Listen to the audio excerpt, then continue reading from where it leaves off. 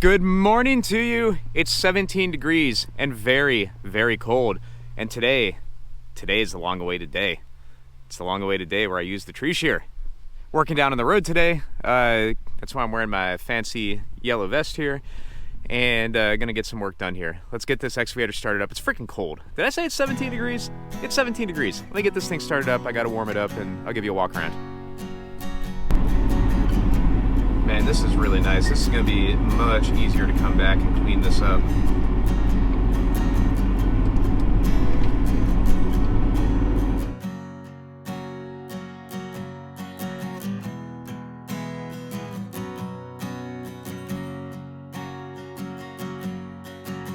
Oh, probably not. That's a little bit too big for what I have the capability for.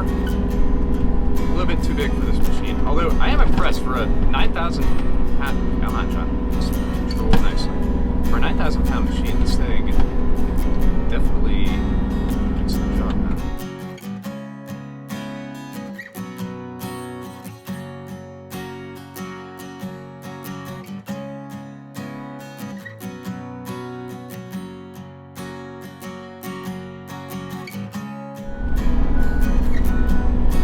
I had a thought of using my flatbed utility trailer that I used to haul around equipment. I wonder if I can just load these things on there and then take them down to a burn pile. That would be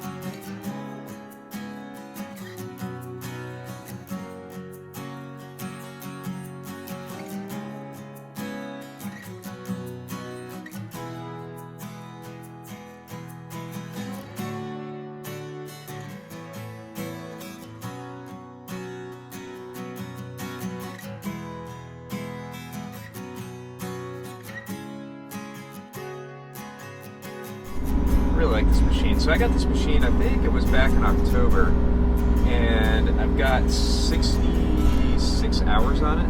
That's pretty good, man. When I did my calculations of, you know, is it worthwhile to buy a machine or just keep renting one? Because these things are not cheap. And, you know, when I did my calculations, I figured I had to use it 20 hours a month, which seems like a lot, but golly, I mean, and most of it's been digging, honestly, with our water projects. We've definitely been using this thing, and it's been pretty awesome. So, I mean, we've gotten our money's worth so far, and this is just icing on the cake as far as I can see. I may have to track backwards after I cut this one. Let's see. I want to get this one first, though.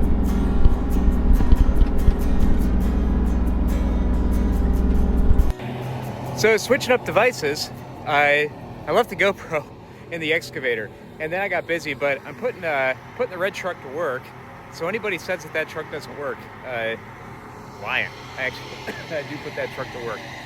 But I'm up on the road here. So one of the, I guess the other side, I can take down trees quicker now, but I still got to clean that stuff up. So all the junk on the road, I'm doing it manually and just throwing it in the back of the truck. Let me show you what I mean.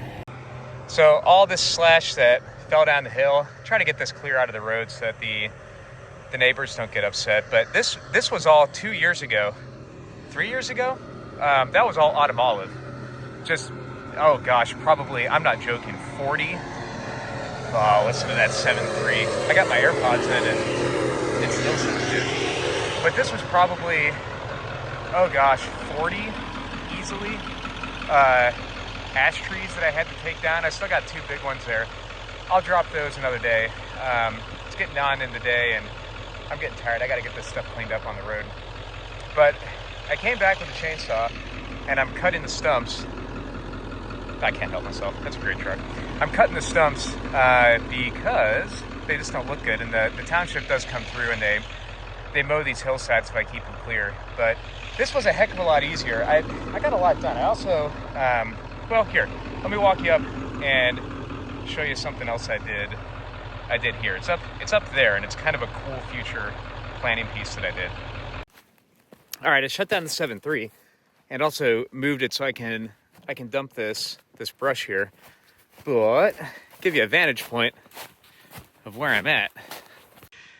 All right, so we called this the 3-corner piece before we moved down years ago. Gosh, we're probably at 7 or so years. All of that out to about there, which is, I mean, we're probably 200 yards to the bottom of that field. So probably 30 yards out in the field was just autumn olive, a wall of autumn olive and trash, because people saw that thicket and they're like, oh, we can throw stuff in there. And that was not cool. And then that entire row there, that was dead ash trees, like I was mentioning down the road. No joke, probably 30 or 40 of them, maybe more, maybe 50 of them. I mean, there's just stumps all over that hillside of where I cut them down. And the wife and kids and I cleared them all. But we've got 2 left. I got some down with the tree shear that you saw this morning. I've got those 2, which I'll take down at a different day, like I said. And everything else is just trees. Well, we got all the autumn olive out, and we got this guy fenced an electric fence up. What I did today is I cut in a road. Of course, made a mess when I did it. Cut in a road with the excavator. And I know for you internet people, it's not the most perfect road, but I didn't have a bucket on. I just had a tree shear, so all I had was the blade on the excavator. I'll come back with a bucket and get these high spots, but it's a lot flatter than it was. I made a road. First road I've ever made, too, so I was kind of excited about that. I know, it's not the most perfect road. I'm not the most perfect man. There was only one perfect man. He died on a cross a while back, 2,000 years ago. So you can see where I'm at now, back down where I was. I know there's a low spot there. Like I said, I'll come back with a bucket and I'll get that all put in. But it's clear. I took some trees down, pushed off the topsoil, and animals can go on that. So what we'll do is we'll have a fence line that we're going to put in. I mean, this entire hayfield will be fenced in at some point, but this year, we can put in a fence line that goes down to our neighbor's property. And instead of having the fiasco we had last year, where we almost lost all of our animals, we were trying to get them across this road through that field all with temp fence, and they lost their minds. And we had loose cows and loose calves and loose sheep. And of course, everybody stopped on the road, and it was like the Gavers Rodeo, because I'm out there chasing sheep and people were cheering. It was something else. But anyway, imagine a fence. It's going to go down this road, stop right there. We're going to put a gate right here, and we're going to put a gate where I'm standing, and we're going to use these trees as fence posts, and we're going to run the cows and this kind of fence to chute all the way down to the 3-corner piece, which is super cool. Like I said, I'll come back up here and actually have the bucket on and do right by this. Because you got to have a bucket so you can pull the dirt around and then track over it and all that stuff. But not bad for just using a blade. So there. And I don't know if you can see it, but way down there is a gate. Believe it or not, where all those trees are, right there, that used to be pasture. Now, we're not going to turn that back into pasture, but we do have a creek bottom. There's a lot of elevation. We're on top of a hill, so you can see there's a pretty huge amount of elevation loss down there.